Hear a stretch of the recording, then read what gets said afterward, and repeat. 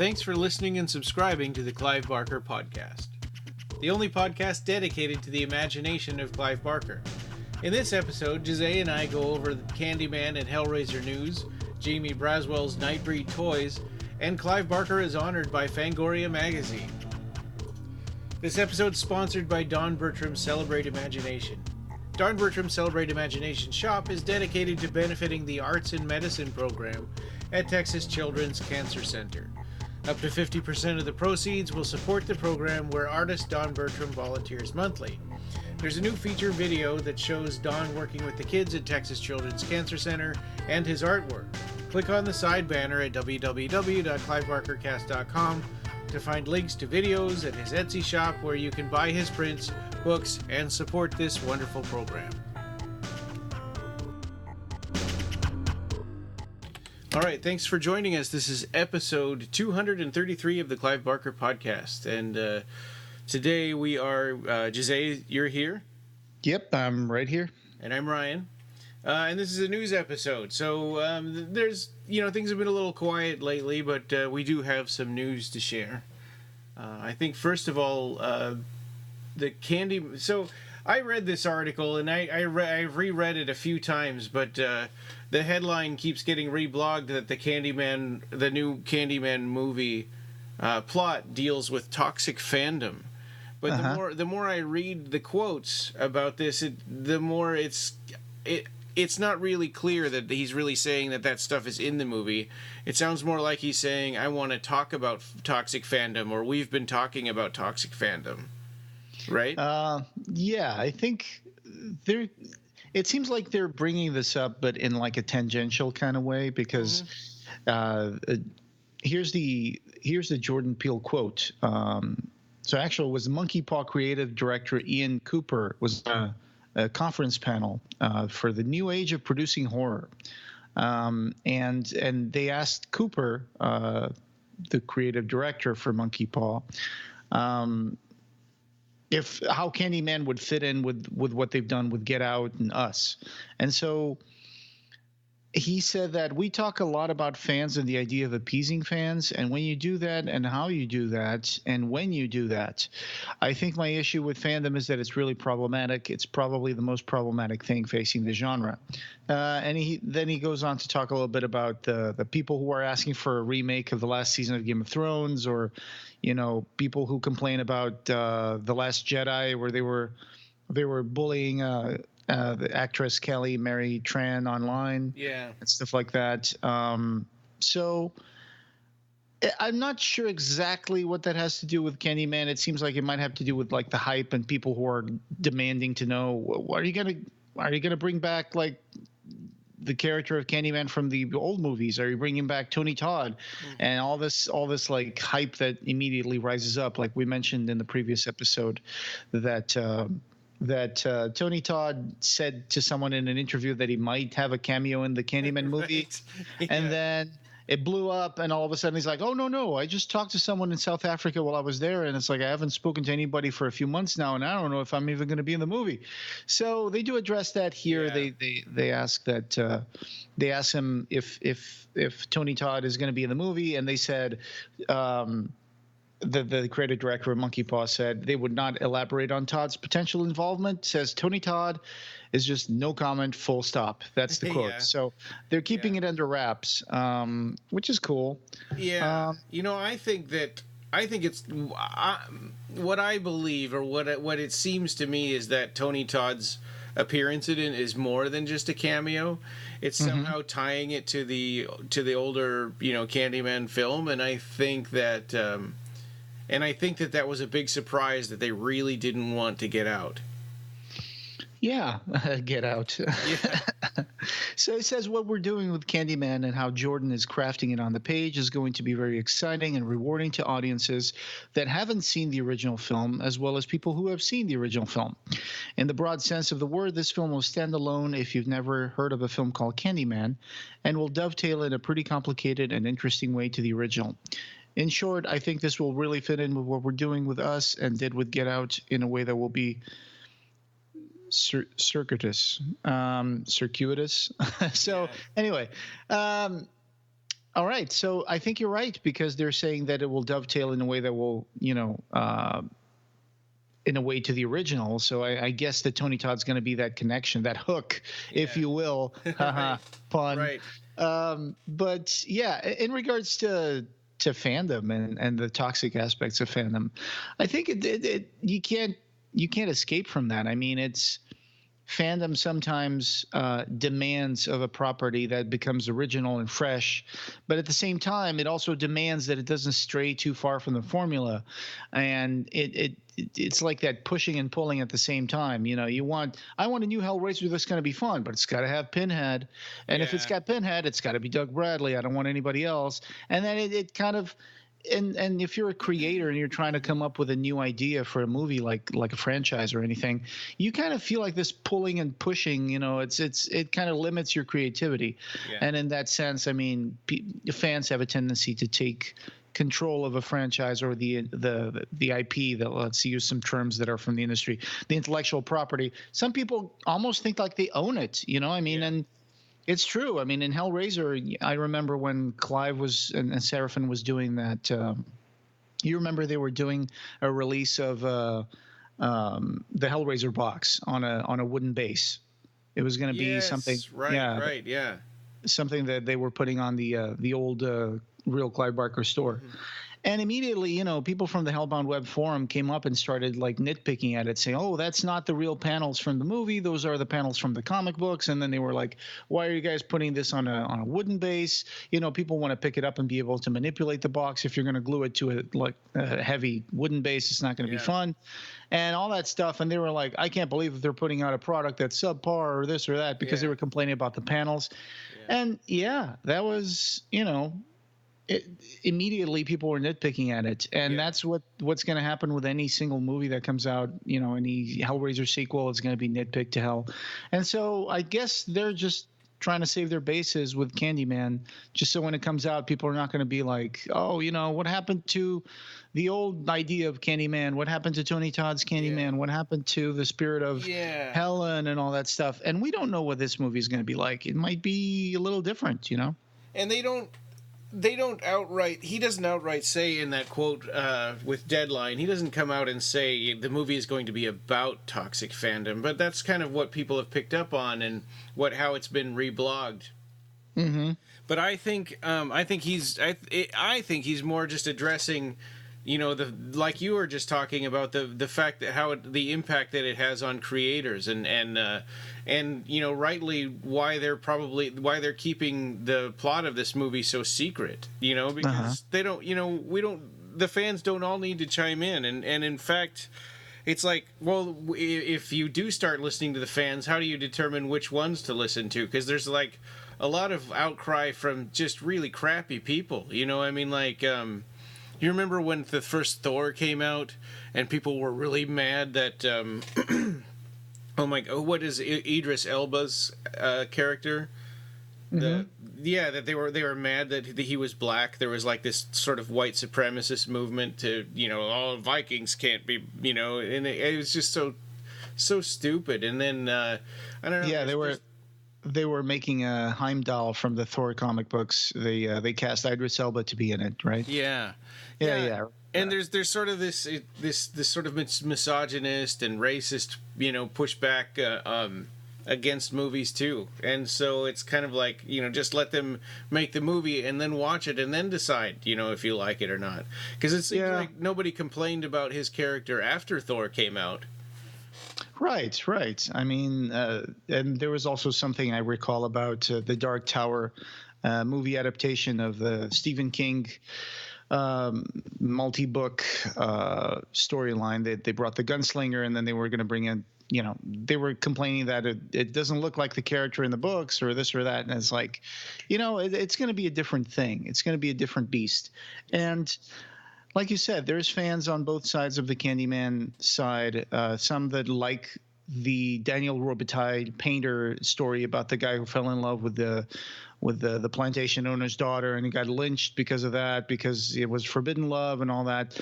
But then when you think about it, that really is made up for the movie adaptations. That's not in the original Clive Barker story at all. Yeah. So there might be some purists on the other side who'll be like, well, I want a Candyman who's going to be like just pure, urban legend coming to life. It's like, I don't need it to be a ghost of someone who actually existed. And I would like to see an adaptation of the actual story, the Forbidden from the Books of Blood. So they do. So there is that, pushback from fans, and that there's going to be people, like you said, some fans want to see the Tony Todd Candyman. Some fans want to see something that's going to be new and different from the actual original material. And Cooper did say that that fandom typically comes with a dogma that is abrasive and that is more resistant to change and permutation than you would think. And I think he's kind of, kind of getting ready for, like you said, keeping this secret, but at the same time, making fans understand that an adaptation is going to have some changes. And he says, I think what we're trying to do with Candyman is both be mischievous in how we address the relationship to the first film, but also very satisfying. So I'm okay with it, because as long as Tony Todd might be involved with it, I know that it's a bunch of talented people working in this. The director is a woman. Jordan Peele was the co-writer of the script. So let's see what comes out of this. I think we got all the ingredients mixed in here. Let's wait until the cake is baked and out, and let's have a slice and enjoy it. No, I'm looking forward to it, and I'm also kind of grateful that they are being so cagey about the details of this movie, because I want to be surprised, this the one that I linked here, in our notes, is the original article, but it was reblogged a whole bunch in a way where they're trying to say that the plot deals with toxic fandom, the plot of the movie, and I don't know, I mean, I suppose that's possible, but I didn't get that from reading the interview.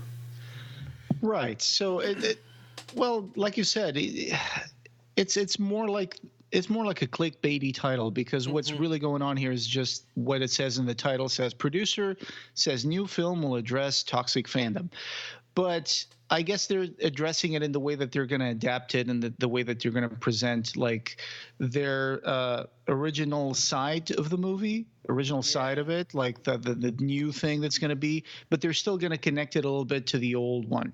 Yeah. So in that sense, I guess the way they're going to address that toxic fandom is just in a way that's going to be, hey, listen, we understand that you guys are very happy with that movie, but that movie's not going away. And we're just making a different thing, but we're still going to connect it to the old one, just to be able to appease this sort of like more dogmatic fan base. Yeah. Well, and it's going to be better than Candyman 3, I would bet. Oh, yeah. The bar is very low on that one. Yeah. It was great to see Tony Todd working, but it's not a good movie. No. Speaking of sequels, Hellraiser 2 Hellbound is turning 30, or it just did, actually, on the 19th of June. Yeah, so that was cool. It's 30 years. Wow. We went through that when Hellraiser turned 30, and now since they were almost very, very close together when they were released, here's the 30th anniversary of Hellbound. This is a good time to dust off your Arrow box, the Scarlet box, and go check it out. Yeah. It started with Clive Barker and Peter Atkins were talking about a sequel not too long after the first one was done, and they grabbed a bottle of bourbon one night, and after Clive had asked Peter Atkins if he wanted to write, if he had ever written a screenplay, and he said no, but I would love to try. So they were in conversations with New World Pictures, and one night they grabbed a bottle of bourbon, knocked out a story, talked to Chris Figg, who was the producer at the time, a producer for Hellraiser 1. He was working for New World Productions. And they said, yes, okay, let's do it. And so Peter Atkins banged the first draft in 2.5 weeks. And unfortunately, Black Monday hit on October 19 of 87, which was going to affect the budget that they had available for the movie. But, in the second draft of November 1st, 1987, Peter Atkins still had pretty much the the ambitious script made, but then they had to work and change it. And there were a lot of strange factors that kind of changed the direction that the movie had to go, right? Because Kirsty's father, the actor, now I can't think of his name. And Andrew Robinson. Andrew Robinson decided he didn't want to be in the movie anymore, or they argued about pay. He wanted to be paid at least what he got for the first Hellraiser. But he had a much smaller part in Hellbound. Right. And then, and of course Kirsty came back, and we had Julia come back as well, which they're trying to set up, which seems a little naive at the time, but they were trying to set up like, okay, so Pinhead was going to go out of the picture, and Julia was going to become the new slasher queen, and of course Claire Higgins was like, I have no intention of becoming like a slasher queen. So that's when they had to do some changes there, but and then for budgetary reasons, Leviathan changed from this Lovecraftian blobby tentacle monster into a big diamond, which I think was a good change. There was some good change done to it. I mean, Dr. Chenard was originally Dr. Malahide, and although, hey, Pete, if you're listening to this, great name, but it's just maybe a little too much. I think Dr. Chenard was actually a pretty good change there. So weird things happen in this movie. I mean, of course, like Nicholas Vince got a hook to the mouth in one of those scenes where he's acting as Chatterer.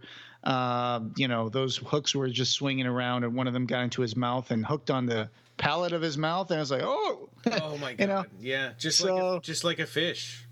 Yeah, so he was kind of hooked into the role, so to speak. Imogen Borman was 16. She was playing Tiffany. I think this was kind of almost like an echo of Kirsty, being cast for the first Hellraiser, and they were getting this time Imogen Borman. And Kirsty was coming back to rescue her dad from hell, and there was going to be a big fight between Frank and Larry and all that stuff that ended up getting scrapped because one, they didn't have enough budget when they translated the Great Britain pounds to dollars, because of Black Monday. They lost about a third of their budget or something like that. It was a ridiculous amount. And so there's a lot of stuff that came out in the Scarlet Box now. You can see that surgeon scene. Well, and also Pete Atkins kind of argued that why was Andrew Robinson there? He didn't really deserve to be in hell anyway. That's right. Yeah, he says that in one of those commentary tracks that has been recorded over the years for Hellraiser and Hellbound. Mm-hmm. So it still holds up a lot. Like I said, I keep bringing this up. For me, Hellraiser and Hellbound are a double feature. If I watch one, I'll watch the other. And you can watch them on Shudder. You can watch them on your Scarlet Box, and it's a good time to be a Hellraiser fan. It's a good time. Yeah. So that's exciting. I wonder if anything's going to come of this anniversary. I mean, Hellraiser 1 and 2 have been pretty lucky as far as getting like really nice releases. So I don't think we have to worry about it's not a movie that's never been put on Blu-ray or anything like that. I mean, it's had a pretty good following, and a lot of Hellraiser fans like Hellraiser 2 better than the first one. I have to bring this up. I'm in a Facebook group about horror, and the other day I actually saw, I don't know if this was brought upon by the 30th anniversary post that might have reminded this guy of it, but there was one guy in particular in this group. He made a comment about, he made a post about Hellraiser 2, and he was like, actually it was Hellraiser 1, I'm sorry. But he was talking about how Hellraiser 1, this movie is flawed and there's some things about the writing I don't like. Is this really like a classic? And then all of a sudden, I was the first comment on it. I said, hey, I think it's a great movie. I think it's one of my favorite, gateway movies into horror. It brought me into the world of Clive Barker and all that stuff. And then immediately, everybody else was like, this guy's nuts. What are you talking about? This movie's a classic. And it's like, it was just tremendous, beat down on the post. And it's like, hey, I mean, the guy does have some points, but it's like, oh my God, it was great to see all that love that people brought out on Facebook for this movie just because someone made a post saying, is it really a good movie? And everybody was like, yes, it is a good movie. That's good. You're crazy. So a guy at my work went and rented Hellraiser because I told him, about the podcast and stuff. And so he wanted to kind of understand Clive Barker a little bit. And he went and rented Hellraiser. And when he came back, he goes, I didn't like it. He said, I didn't understand the motivations at all. I mean, I didn't understand why Julia was killing people. He said it seemed like too big of a logical leap. They didn't explain how she got from, being this housewife to being a murderer all of a sudden. And it's like, it's hard to think back to the first time you watched Hellraiser. Did I think like that? Did I think this character's not realistic? I don't think so. Yeah, I mean, I understood it perfectly. It's if you know crimes of passion. I mean, it's she wants to. And he said he thought it might have helped for people to have read the book, and it's like I didn't have to come back to that because I did read the book a long time ago, and I read the book before I saw the movie, and I don't remember. I didn't. So for me, it was the other way around. Yeah. And I don't remember, questioning the motivations with Julie. I mean, it's pretty clear she wants her lover back, and she's willing to do anything for it. Yeah. Yeah, right. And I thought, it was shown with their performances and in a subtle way, but not like they didn't. Yeah. Yeah, she didn't come out and say, well, I'll do anything to get Frank back. I mean, I thought it was more subtle than that. Yeah, like the part where Frank is talking about how, all they need is skin and, so they can be together, like love, only real. I mean, there's plenty of scenes that set up exactly why she goes on to kill men with a hammer to get Frank's flesh back on his bones. And I think it's pretty clear. I suppose it's a little frustrating to watch because from an outsider watching this movie, you can tell that Frank doesn't really, really love her, that he's manipulating her. Yeah, sure. But then again, Julia's manipulating Larry. And, she even conspires to kill her own husband. So they're a good fit to each other. Yeah. Yeah, I agree. No, I just, and he said all that, and it's like, I'm at work. How much time do I have to talk about Hellraiser? I just said, oh, okay. But well, it's not for everyone either. Yeah. I mean, I wouldn't give it to someone who likes Westerns. I wouldn't say you got to watch Hellraiser. It's a really awesome movie. I know it's going to be probably a wasted opportunity because they're not going to be into that whole thing. So they're not going to pay attention to it, or they're not going to enjoy it because they don't like the themes of it or anything like that. So it's not for everybody, but that's why I like it. Yeah, I agree. Hellraiser to me is a pretty darn perfect movie. I mean, I even enjoy the special effects of the yellow lightning and stuff, because when you watch it, you're thinking Clive Barker drew this right onto the cells of the, of the film, and that's cool. That's cool. Yeah, that's pretty fun. That's very artistic. Yeah. Anyway, and then there's another one, Hellraiser 3. There's going to be a screening for Hellraiser 3, and this is going to take place I think on the 29th. Let me just check that real quick. It's going to be a 35 millimeter double bill. The Blair Witch Project and Hellraiser 3.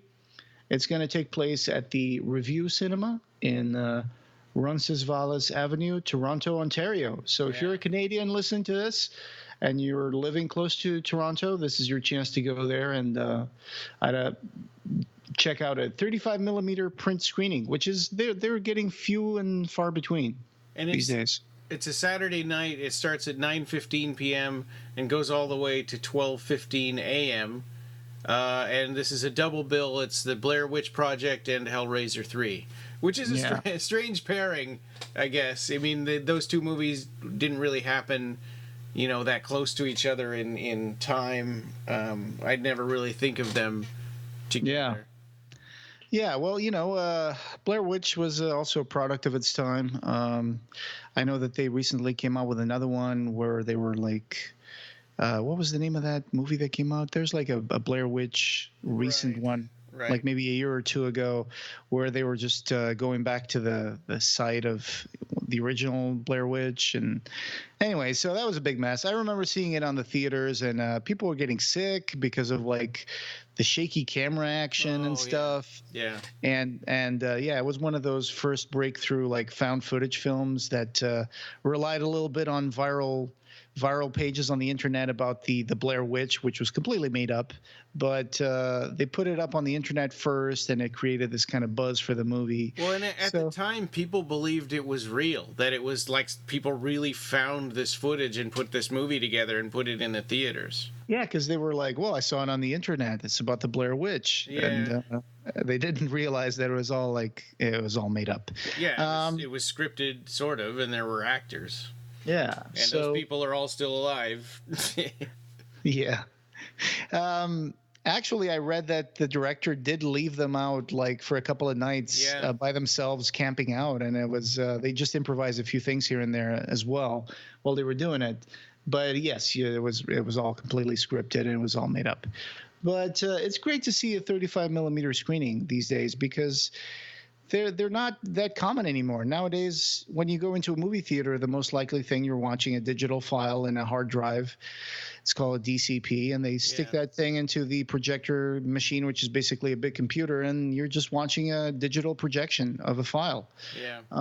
So you're missing out on that sweet film grain and pops and scratches and cigarette burn marks and all that stuff. So that's always a classic to see movies in that format.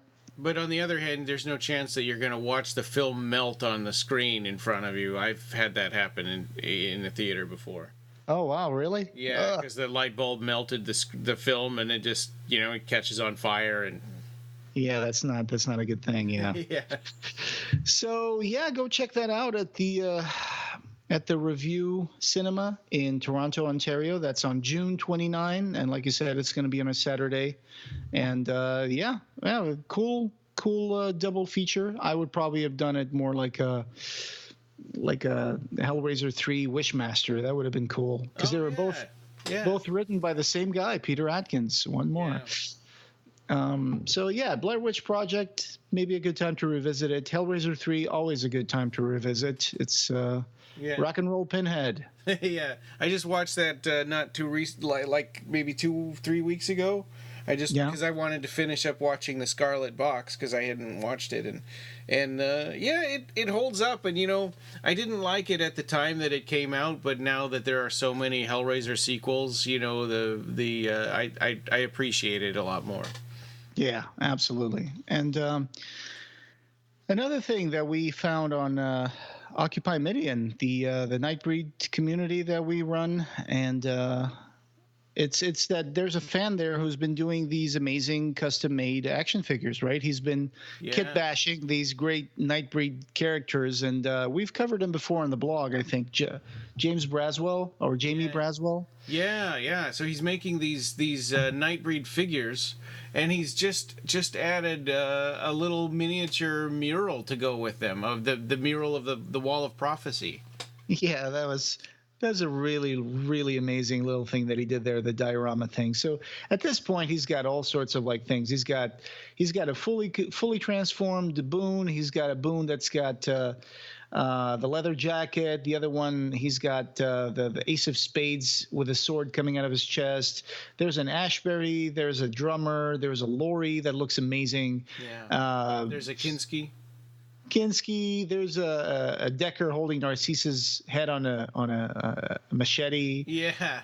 And a Devil Lude. He's been making so many of these through the years that he's been in Occupy Midian, which is amazing to see the way that he does them. It's they're really, really cool. Yeah, and it's a reminder that Nightbreed really didn't ever get a fair shake, and it would have been nice if like Nika or someone had made these. These figures. Yeah, absolutely. I mean, I'm sure someone has tried to do this before, but I remember, my brother has a Decker figurine which is supposed to be a prototype for something that people were trying to make, like back in the 90s or something. But I guess it never took off. But Yeah, I mean, there's been masks that were done by fans for Decker, but then they actually got licensed and they made some masks. Cavity Colors did T-shirts that were also, fully endorsed as legal merchandising. Mm-hmm. But this stuff is just fan made, and the fan made stuff sometimes is the best because people put a lot of time and effort and care and love into what they're doing, and so they wanted everything to look just perfect. And I think that's what Jamie has been doing. He's been doing just these perfect little kit bashing action figures using other action figures, and then he just kind of puts some putty on them and paints them, or does all this stuff, and it's really cool.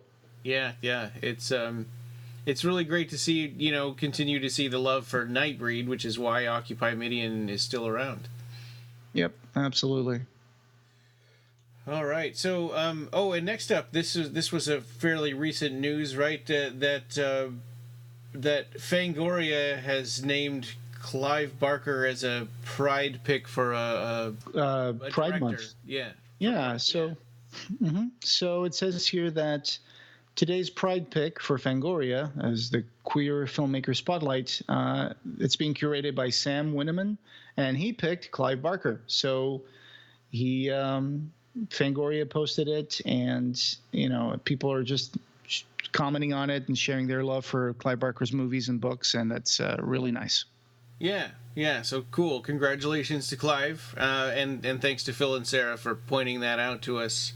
I think that was just a couple of days ago, right? That they. Oh no, it was just 1 hour ago. They posted that on their Facebook page. Yeah. Yep. And there's some funny comments here. I'm looking at one. It says, I remember when I first saw Hellraiser at my grandma's house. She was Catholic, and I went into great detail explaining the plot. I wonder how that went with Granny there. Yeah. And someone says, love Clive Barker, reading Mr. Be Gone Now. And, and then someone, of course, says, never knew he was gay, never cared, I just like his work. Never knew. I mean, I understand not knowing that before Sacrament came out, but that was a big coming out, public thing in '95. Absolutely. And then people are posting their tattoos as well. And there's one guy, Michael Thompson. He posted a picture of his tattoo. He's got a pinhead, and he's holding the box, and the box is like shining a light downwards, and the pile of bodies is coming out of this gigantic Hellraiser box. It's a pretty cool tattoo. I'm going to add this one to the show notes just so people can look at. Cool. Yep. Oh, so great. Somebody showing off their sketch and autograph that they got. Yeah, so happy birthday, Hellbound.